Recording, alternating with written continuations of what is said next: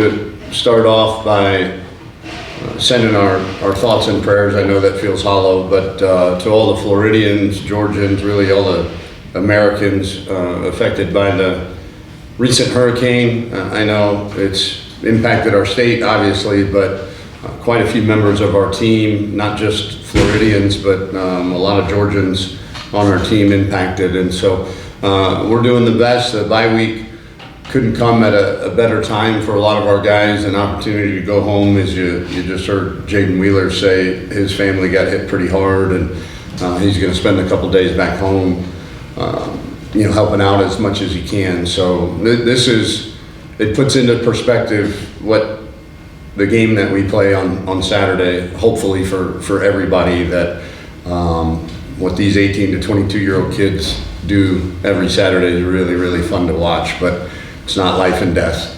It's not flooding. It's not hurricanes. It's not natural disasters. That's real life stuff. And it'll be nice for our guys to feel like they have a chance to go home and help. So again, just want to express our thoughts and prayers to everyone affected. Just know we're thinking about you and doing the best we can to help from down here.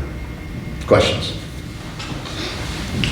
So kind of going off that, you mentioned, is there a lot of guys this week that actually are going back home this week, and what was the message to them to try to help out? Well, the message hasn't been one yet. There will be one Thursday when we kind of break after practice, but every bye week, it's spring break, 4th of July, bye weekends. Those are probably head coaches, biggest nerve-wracking times, because you do want your guys to relax and get away, but you want to make sure they're staying around positive influences, and you want to make sure they are getting the rest. I talk to before they leave on Thursday. I'll tell them, don't be going to the county fair with your girlfriend and or the mall walking, with your mom. Like we need to stay off our feet, rest, relax, enjoy the time away from the game, but let's make sure we come back fresh. So as it relates to the hurricane, I think we had somewhere about 40 to 50 guys that were directly impacted. Of them, how many are going home to help? I don't know. I would imagine quite a few, because they're going to have from Thursday afternoon until Sunday afternoon off. So, hopefully that gives them a little time to get home and help if needed. And off of rest and relaxation, any updates on Cam's MRI and if he'll be?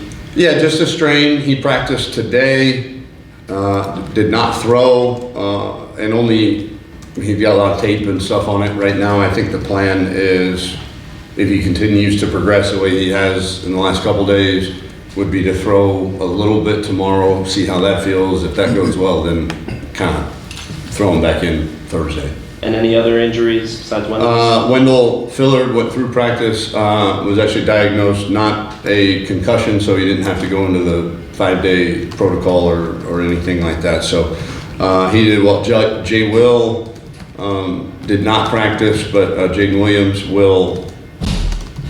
is on schedule to return the week of North Texas. Chris Tooley's hamstring is similar, on track, did not practice today, but on track for next week. Daughtry Richardson, right now it's not necessarily the pain, it's the cast that is around his hand right now that's limiting his ability to kind of grab and control people. So getting a new cast on that thing, I think, at the end of the week. So we should have a few. Zeke Moore went through, what they call it, controlled contact today. So I think if that went well and had no residuals with that stinger, then he should be cleared here pretty soon too. So, but we did, Elijah Brown has had a fever really since last week, played in that game, pretty sick, so we're getting that looked at. Yeah, I think other than that, we should be pretty good. Points of clarification, Thule, Richardson, and Moore would be considered probable for North Texas? I don't have a league that mandates me put a word on it. right. I think we're planning on them playing, Okay. but I would also advise 12 days out is probably a little too far to, I mean, everything's got to continue to go right for those 12 days too. Got it. So And the same with Cam. Cam is probably, I mean, I think Cam could probably play this Saturday. Those So, guys okay. you mentioned. There's still question Saturday mark. would be Yeah, a question stretch. mark. Yeah. Fine, got it. Easy. So Jayden Platt, he has confirmed that he's redshirting for this season. Is there any other players that have confirmed that they're redshirting? No, thankfully, we have not. You know, I tried to tell Jayden this, I don't think red shirts are gonna exist much longer. We, in fact, had to vote as head coaches on a proposal to get rid of red shirts, and obviously all of us coaches are in favor of that. So I think here, even in Jayden's career, you're gonna see guys just 5 years to play 5 and not have to worry about it. So wish he wasn't put in that position. I wish redshirting didn't exist and you could just play as many snaps as you wanted to for 5 years. But it's coming. And to answer your question, no, nobody's even expressed any thought about it. Yeah, now for the voting, what exactly did you vote on? If you there would be no. Yes, I support, Okay. it's support, don't support, abstain. I Okay. supported the move, I guess, or the proposal to 5 to play 5, yeah. Now, I know you had said that he needs to develop a little bit more and kind of take this as an opportunity for his own personal growth. Could you kind of elaborate on that statement? Like, what specifically do you feel like he needs to work on this year? The hard part with when you have the type of early career that Jayden had,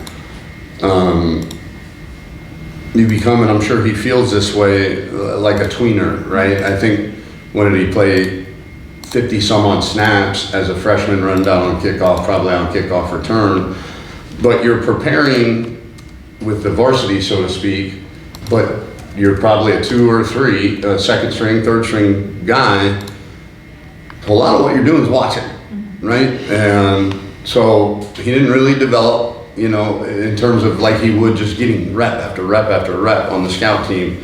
And so year 2, we came in, obviously the cupboard was a bit bare. Here's this, you know, true sophomore that can run and jump and all that, but,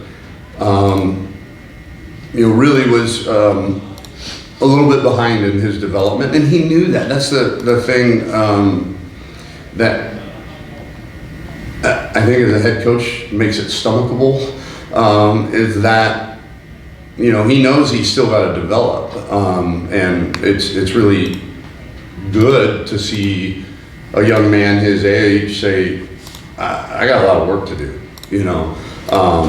Now I think he, and all of us would admit that we wish he would have gotten that work in last year, and so he would have been up to snuff this year, but he just felt like with 2 years of really playing minimal snaps and kind of really almost just watching, you know, both falls during practice, he didn't get a whole lot. And so he's one of the best scout team receivers, certainly in our conference right now, and he's making our DBs better, and he's getting better, which is the important part. Okay, that completely makes sense. Is there any statement from him declaring if he's going to use this year off and then come back to FAU, or is he thinking elsewhere? Oh, I don't. You'd have to ask him. Okay, Yeah. I would have to ask. He's told us, I mean, Yeah. that his plan is to Is to stay and graduate. Okay. Yeah, but Now I also wanted to ask you a couple of questions about the team chaplain, Cliff McRae. How long has he been working here? Cliff was here when I got here as the FCA liaison, Fellowship of Christian Athletes. So he was doing work through that organization. What do they call them? The huddles, during the week for all student athletes. And here's a guy that's young by my standards, that played the game, is from the state, played in the state in college, played at a very high level, and has a great way about him, if you will. And so we kind of recruited him a little bit more than what he was doing for FCA, and kind of embedded him more with the football team specifically. Now, I'm sure, I think he still has some responsibilities as far as that's concerned, but he's, no pun intended, he's been a godsend. Yeah. Now, did players request him to become more involved, or where did that process come from? Was it the coaching staff too? It's a testament to you never know who's watching. Yeah. And I happened to peek around the corner from time to time in my first few weeks here and paid attention to him and the kids that were gravitating towards him, his message. Yeah. I don't know that I've ever told him this story, so he may be hearing this for the first time. So we recruited him, for lack of, he was that impressive to me that we wanted to go bring him more in-house, if that makes sense. Do you feel like it's important to have his presence there for the athletes? Oh, sure, yeah. And it's not, I want to, we're a state school. In fact, we know that we've got guys of different religions on our team. Mm-hmm. But we also know the majority of them believe in Christianity. And so my challenge as a public school head coach is to make sure that what Cliff's saying is applicable to whatever you believe. Yeah. And I think he does a phenomenal job of that. He's not trying to evangelicize, if that's a word, or proselytize. He's literally taking stories from the Bible and applying them to anybody's life. Like a general Yeah, exactly. Yeah. And so that's the neat thing. You never feel beat over the head with it. It just, everything feels so applicable through the Bible and the teachings and the stories in that book. And so it's nice for him to be able to sit or stand in front of the team at least once a week. I know he does other stuff, but the Friday night post-game chapel is the one that's pretty powerful, because it applies to any faith. It's a way to be successful, and kind of a story to go along with kind of the theme of the week. Okay. Now, Alex told me that he speaks with him before games. Do you speak with him as well?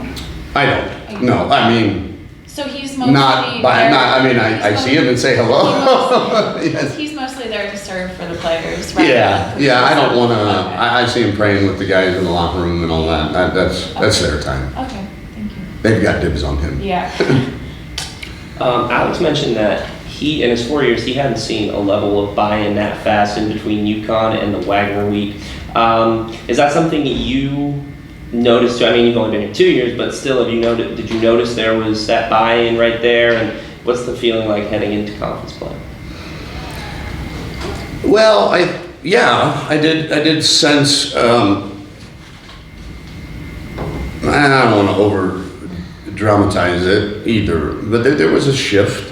We were embarrassed in Storrs, Connecticut. At least one, if not two sides of our team could kind of hold their head a little bit high in the first few weeks, but we got taken behind the woodshed in all facets, head coach included, and so I think, unfortunately, we've got a lot of guys on our team that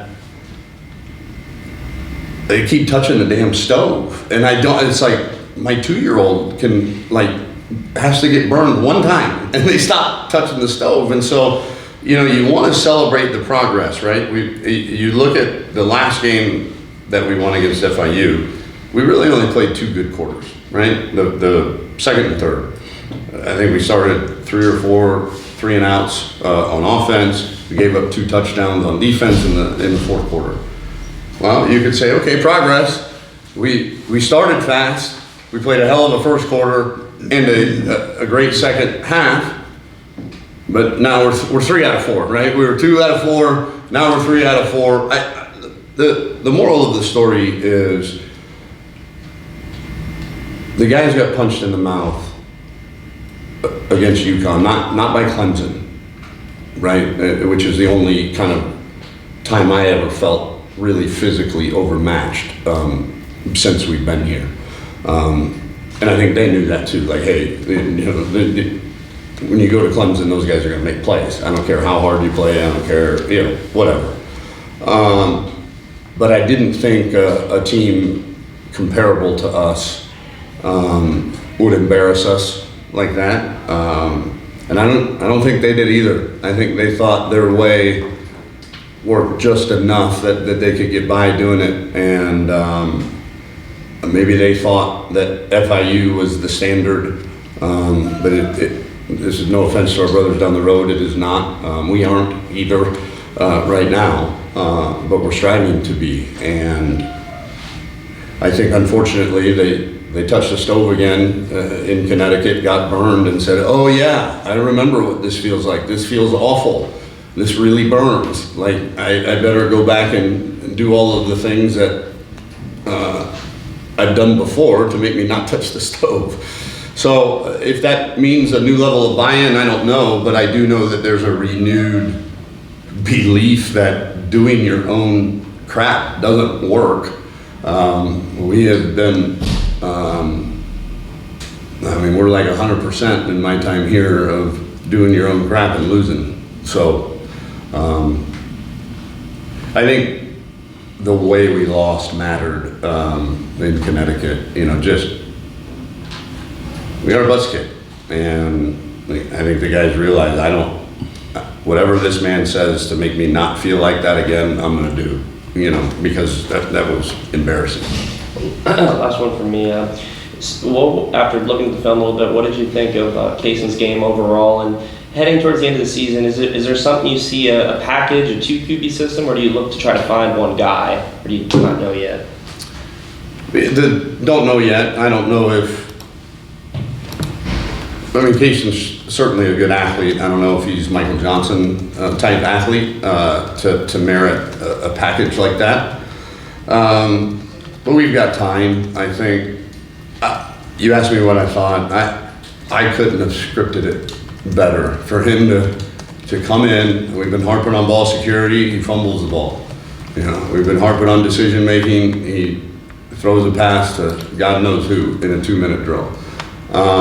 And so to start your college career, what do they say? Inauspicious start, right?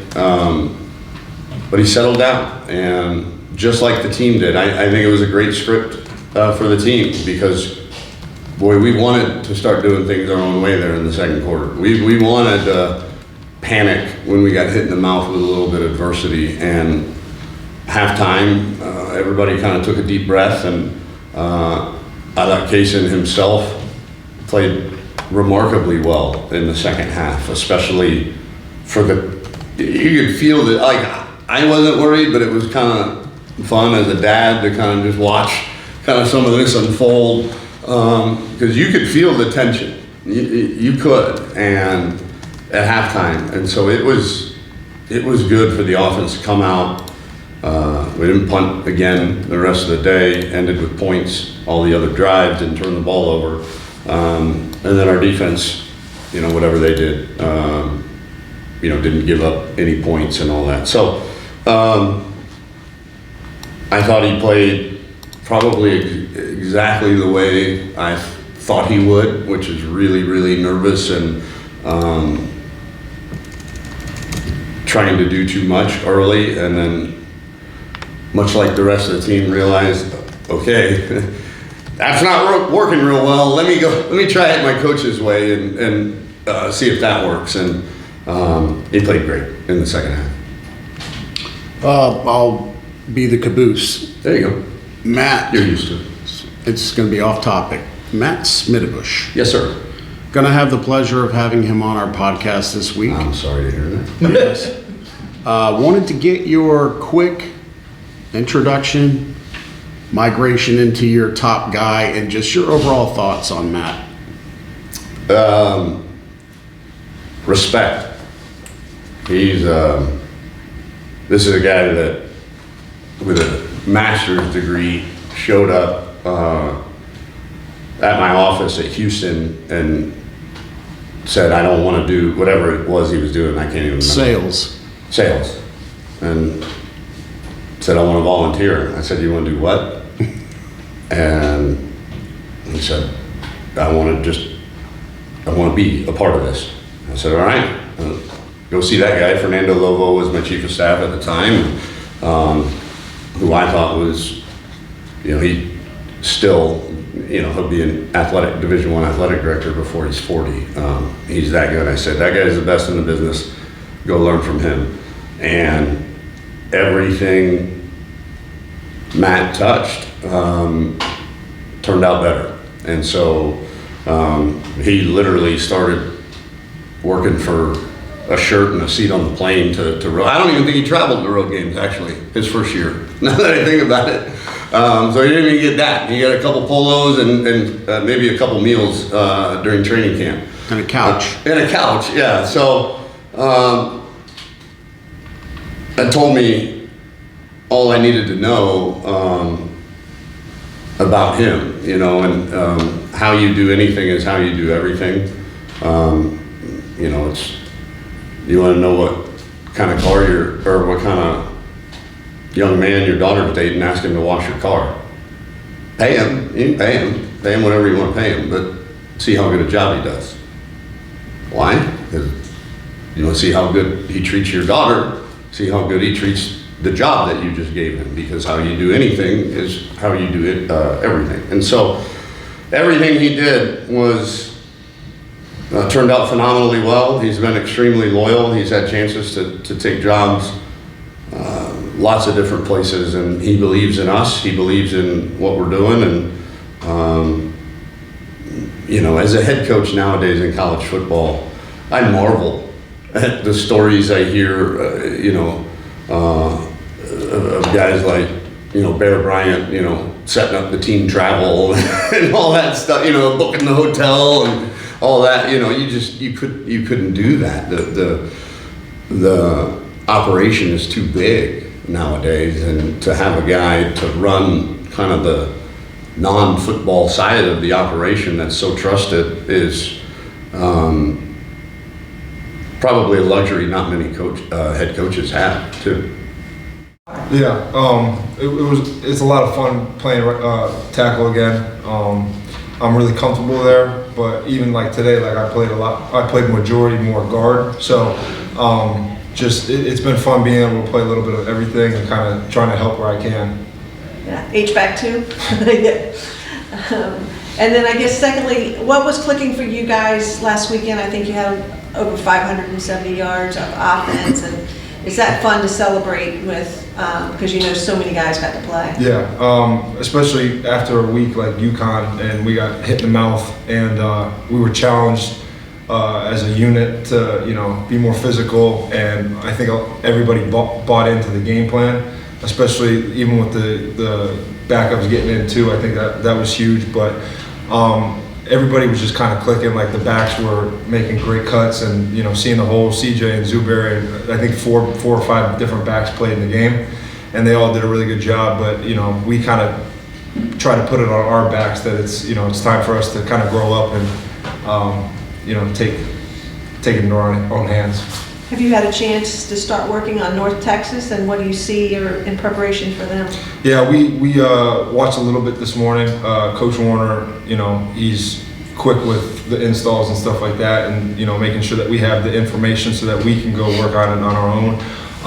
They're a good football team. They do similar stuff to UConn, and so we're taking a little bit of carryover from that game.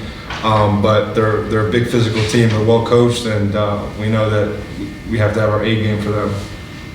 Questions? So you go into last week at 1-3, and Herman talked about some changes and playing some different players and whatnot. Has there been a time in your career so far here at FAU where you guys have had to make adjustments like that early in the season and then you guys see buy-in right away? No, I think that's how Coach Herman is. I mean, everybody, we want to win, and we all trust Coach Herman and the staff, and we all knew that it wasn't the start that we wanted to have, but the fact that everybody bought in after getting hit in the mouth like we did, it was embarrassing, but I haven't really seen from all my years being here how quick of a buy-in that everybody had after UConn. And last week was probably the first time a lot of the second team O-line got some playing time. Keon got out there. What was it like seeing some of those guys get in there, and what were you thinking? Yeah, I mean, I was talking, my roommate's actually OVA, and I was talking to him, and he's like, I hope that you guys, score a lot of points early so that we could get some playing time. And I was like, yeah, I mean, that's awesome to see how hard they work in fall camp. They all had a really good fall camp, and they deserved every bit of it. And to see the younger guys be able to get in and just see all the hard work that they put in, pay off was awesome to see. And then for you personally, you come back in there on the line. Fed's been in there anchoring it all season, but what has it been like with your guys' relationship now that you've been out there at right tackle? Yeah, I mean, playing next to Andre Lamas too, it's a lot of fun. Him and I and Fed are really close, and it is funny out there because we'll do our own kind of calls and stuff because we have such a we're a tight group and stuff like that. But being out there with Fed and Lamas and being on the side with Lamas now, it's a lot of fun. And when you're up and you're having success in a game, you can kind of have fun with it. So it's a lot of fun being out there with those two. And then, with Kaysen coming in at quarterback, what was your thoughts on his first performance, and what were you guys as the offensive line saying to him after those first couple turnovers? Yeah, I mean, he came in and he did a great job. Like they always say, like, you don't have to get ready if you stay ready. And I mean, yeah, he had the 2 turnovers, but I mean, everybody when it's their first game, just first game jitters and stuff like that. But after he settled in, like Coach Herman said, he did a great job, and we have full confidence in him that whoever's in there in that quarterback will do a great job for us. So I'm aware that your team has a team chaplain, and I was just wondering, do you ever go to him, and kind of what type of purpose does he serve for the team in general? Yeah, Cliff's amazing. He was an offensive lineman too, so he's really close to the O-line group, and he eats dinner at the team hotels with us when he's there. I know, me personally, every single game, he pulls me to the side and we do a private prayer together, and I think that's really just helped me kind of calm me down and kind of get my nerves down before the game. But every guy loves him. He serves a huge role, as a mentor, and just making sure guys are we're limited on time, so it's kind of hard to balance football and you want to go to church and stuff like that, and we're able to on Sundays, but throughout the week he does a great job making sure that we're able to stay doing the things that we want to. Does he practice like a certain branch of religion? No, Okay. yeah, it's just general. Yeah, Okay. yeah. And now, how frequently do you see him a week, or how much do you see him a week? He's usually at practice probably 3 or 4 times a day. He's always at the facility, so I always see him around. Yeah. Does the team do like group sessions together with him? Yes. Or organize events like that? Yep. Before our team dinners on Friday nights, he does a service, and then also every Thursday, I think 3 weeks ago, they started doing. I know Jacob Merrifield texts in the group chat, and he does like a little thing where we watch the Thursday night football game. And he also does another little service there. Yeah. And I know you mentioned he was also an offensive lineman, and do you feel like his experience at UCF helps to kind of reinforce the stuff that he's telling you, because you can relate exactly what you're doing currently? Yeah, absolutely. He, when he does his services, he kind of like calls out certain guys in certain positions and stuff like that, and then just knowing his experience as an offensive lineman and the success he had, it's easy to relate to him, and it makes it, it builds a connection, and it kind of gives you reassurance. Me just seeing the younger guys, get in. I see them guys work every day. They do the same thing we do every day. It may need a little more development, but just seeing them guys get in there, make plays, have fun, it's a great thing to see. And then Chris, that guy works hard. I've been real tight with Chris since I got here my freshman year, and he deserved it. So it was good to see him do that. Questions? You guys bounced back in a big way after the struggles against the run against UConn. What was your message before that game to try to go out there? And you guys allowed less than a yard per carry, so that was pretty good, I'd say. Yeah, it was. We had to respond. That was the message, we had to respond. You get put 400 some yards on you rushing, that's tough. And you know, I was gonna go to the D line because we the first level of defense. So I told my guys we gotta respond and we gotta be dominant. Like there's no way we shouldn't dominate this whole line, and that's what we had to do. I don't know if you saw Evan Anderson had his first career sack this weekend. Did you talk to him at all? And what's it been like seeing him do his thing in the pros? Yeah, man, we stay in touch. We got a group chat. Man, just seeing Ev do that, like I knew Ev was gonna be great since I got here. He mentored me in a lot of ways, and just seeing him go out there and have success, man. Kudos to him, man. I got nothing but love for that. And you feel like seeing him there, you know, you're getting up there in the senior range. You think you could try to, you know, use connections, get up there for you if you get the practice squad call or something like that? Yeah, definitely. I don't see why not. I'll take anything I can get, use connection wise. It's who you know. Now the same kind of questions for you. How important is Cliff to you personally? Man, Cliff does an amazing job. Personally to me, when we have dinner, like before the game, stuff like that, he go and he tell his message and he try to relate it to football the best he can. You just kind of gravitate towards that, like his message be so powerful, and then sometimes it hit right home, like hit you in the heart, man. So I try to just pay attention to him. He's very important to me. I'm very religious, and I appreciate Cliff. Yeah. Is there any like specific things that he said that you could, off the top of your head, remember that really stood out to you and impacted you? And I remember he was saying we had to focus on the details, and he was talking about, I believe it was Moses, Okay. and he told him to tap the rock twice, or talk to the rock, Okay. and he ended up striking it twice with his staff, and he didn't get to go to the promised land. And that stuck with me because that just goes to show you focus on the small details. There's no telling the rewards you can get out there. And do you feel like those messages translate to how you play on the field? I think so. I think, like I said, you try to relate them to football as much as you can. Yeah. And do you also appreciate him having the football background when he's speaking to you? I think that just makes it easier for us to relate.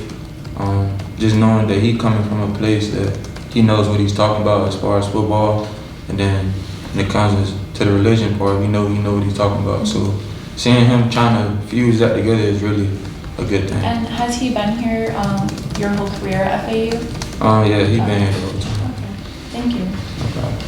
Anyone else? Any bye week plans for the team this week, you personally? Man, I'm gonna go home. We got hit with a storm pretty bad. I'm from South Georgia. I'm gonna go home and try to help as much as I can, then come back, get ready for North Texas.